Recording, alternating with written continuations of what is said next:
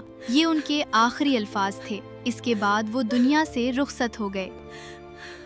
زین کے انتقال کے بعد گھر میں خاموشی چھا گئی۔ اب اقرا اور جویریہ اکیلی تھیں۔ غم کی لہروں نے انہیں گھیر لیا تھا، مگر پیٹ کی بھوک اور گھر چلانے کی ذمہ داری نے انہیں ہمت نہ ہارنے دی۔ اقرا نے فیصلہ کیا کہ وہ اپنے والد کا کام جاری رکھیں گی۔ اب وہ دونوں بہنیں صبح سویرے باغ سے پھول چنتی اور منڈی کی طرف نکل پڑتی۔ دن بھر پیدل چلنے کی وجہ سے ان کے نازک پاؤں میں اکثر چھالے پڑ جاتے، مگر وہ ایک دوسرے کا حوصلہ بڑھاتی رہتی۔ گاؤں والے بھی ان کی ہمت دیکھ کر حیران رہ جاتے۔ ایک دن وہ دونوں شہر کے شاہی محل کے پاس پھول بیچ رہی تھیں۔ شہر کی بھیڑ میں یہ دو لڑکیاں بالکل الگ تھلگ لگ رہی تھیں۔ اتفاق سے ملکہ الینا کی سواری وہاں سے گزری۔ ملکہ کو پھولوں سے لگاؤ تھا۔ انہوں نے جب ان دو معصوم بہنوں کو اتنے خوبصورت اور نایاب پھول بیچتے دیکھا تو وہ اپنی سواری سے نیچے اتر آئیں۔ ملکہ نے ان کے چہروں پر چھپی شرافت اور غم کے سائے محسوس کر لیے۔ ملکہ الینا ان کی ہمت سے متاثر ہوئیں اور انہیں محل میں کام کرنے کی دعوت دی۔ شاہی محل کے دروازے ان کے لیے ایک نئے اور غیر معمولی سفر کی ابتدا تھی۔ ملکہ الینا نے ان کی شرافت اور مشکلات کے باوجود قائم رہنے والی ہمت کو دیکھ کر حکم دیا تھا کہ انہیں محل کی خدمت پر مامور کیا جائے۔ محل کے شاہی باورچی خانے اور بڑے ہالوں کی ذمہ داریاں ان کے سپرد کی گئیں۔ اقرا کو شاہی باورچی خانے میں کھانا پکانے کے لیے رکھا گیا۔ اقرا، جو اپنے ہاتھوں میں جادو رکھتی تھی، اب محل کے عظیم الشان چولہوں کے سامنے کھڑی ہوتی۔ اس کی بنائی ہوئی ترکیبیں دیکھ کر شاہی باورچی بھی حیران رہ جاتے کہ ایک عام لڑکی کے ہاتھ میں اتنا ذائقہ کیسے ہے۔ وہ بڑی مہارت سے گوشت کے سالن اور روایتی میٹھے پکوان تیار کرتی، جس کی تعریف ملکہ الینا خود کیا کرتی تھی۔ دوسری جانب جویریہ کی ذمہ داری محل کے عظیم الشان ہالوں اور شاہی کمروں کی دیکھ بھال کی تھی۔ اسے شاہی ضیافتوں کے بعد چاندی اور سونے کے ان برتنوں کو دھونا ہوتا تھا جو ملکہ اور ان کے مہمان استعمال کرتے تھے۔ ہر برتن کو اتنی نفاست سے دھوتی جیسے وہ کوئی قیمتی ہیرا ہو۔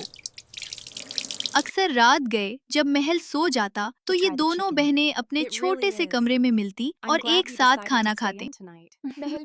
وہ ایک دوسرے کو دن بھر کی کہانیاں سناتے، کبھی محل کی چکا چون پر مسکراتے اور کبھی اپنے والد کو یاد کر کے اداس ہو جاتے۔ محل کے ملازمین جو پہلے ان پر شک کرتے تھے، اب ان کی دیانت داری اور محنت دیکھ کر ان کی عزت کرنے لگے تھے۔ محل میں ملکہ کی ایک مشیر لیڈی برتھا رہتی تھی، جس کا دل پتھر کی طرح سخت اور فطرت مکار تھی۔ اسے یہ بات ہرگز پسند نہ آئی کہ گاؤں سے آئی ہوئی دو عام لڑکیاں ملکہ کے اتنے قریب ہو رہی ہیں۔ برتھا ملکہ کی دولت پر نظر رکھتی تھی اور اسے ڈر تھا کہ ملکہ اپنی جائیداد ان لڑکیوں کے نام نہ کر دی۔ ایک رات ملکہ نے اپنی قدیم اور بیش قیمت چاندی کی جوتی نکالی۔ یہ جوتی خالص چاندی سے بنی تھی اور اس پر نیلم جڑے ہوئے تھے۔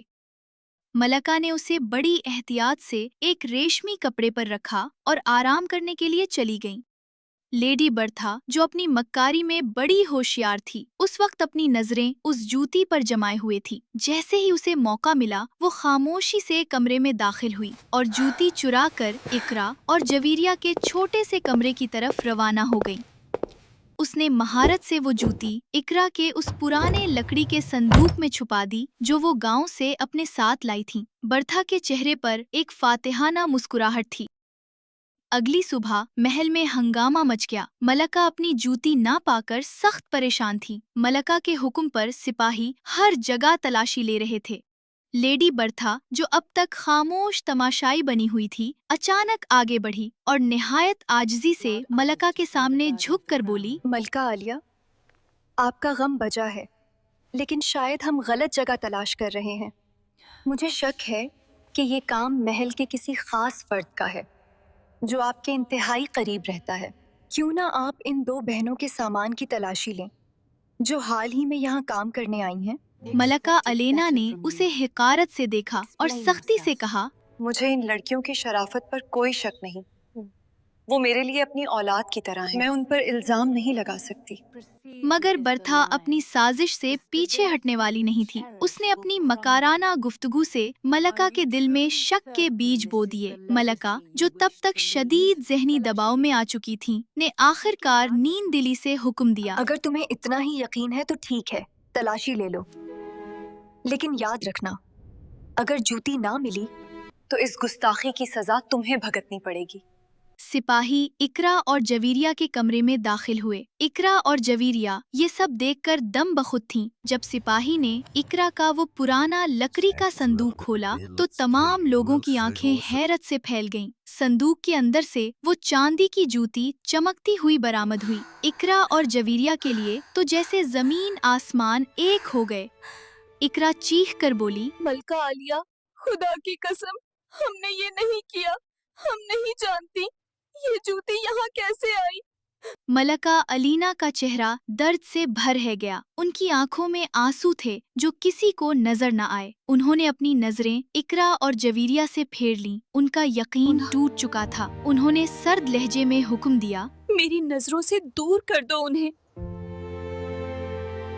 سپاہی اقرا اور جویریہ کو بازوؤں سے پکڑ کر گھسیٹتے ہوئے لے گئے۔ جویریہ رو رہی تھی جبکہ اقرا صدمے میں تھی۔ انہیں محل کے سب سے تاریک اور نمی زدہ تہخانے میں بند کر دیا گیا۔ دروازے کے بھاری قفل بند ہونے کی آواز ان کے دلوں پر کسی ہتھوڑے کی طرح لگی۔ محل کی چکا چوند سے نکل کر وہ اب اس اندھیرے میں قید تھیں جہاں سے نکلنے کا کوئی راستہ انہیں دکھائی نہیں دے رہا تھا۔